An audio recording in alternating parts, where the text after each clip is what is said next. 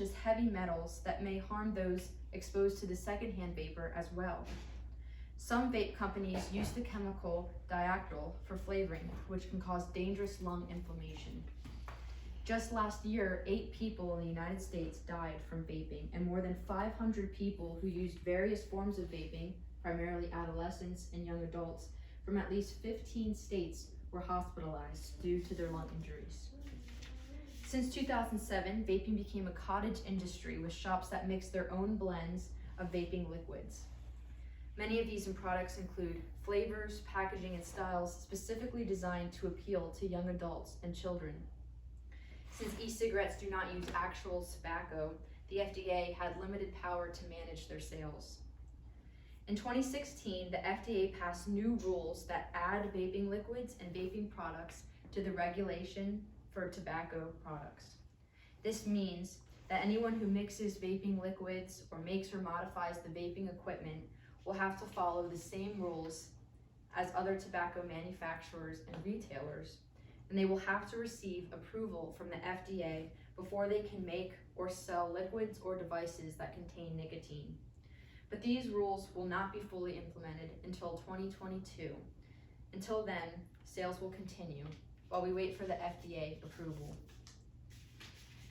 72% of vapes that are sold are the new Juul vapes. Juul is an electronic cigarette designed to look like a flash drive, so it's very easy for adolescents and young adults to hide, and it is charged in a USB port. A Juul pod, which has similar content to a pack of cigarettes, costs $16 and gives you roughly 200 puffs. Juul creators found that adding benzoic acid to just the nicotine salts in tobacco could mimic a cigarette's rapid nicotine delivery. Juul e-liquid consists of 5 ingredients: benzoic acid, a nicotine solution, glycerol, propylene glycol, and food-grade flavoring. They deliver more nicotine than competing brands of e-cigarettes and produce a throat hit more comparable to the traditional cigarettes. Does not emit large smoke clouds, making it optimal for discreet use. Little scientific research has been done on the impact of Juul use on teenagers and young adults, but known effects include the nicotine addiction, allergies, and Juul use can lead to illnesses such as increased heart rate, lung disease, increased blood pressure, chronic bronchitis, and even diabetes. They can risk the risk of heart disease rises and heart attack down the road.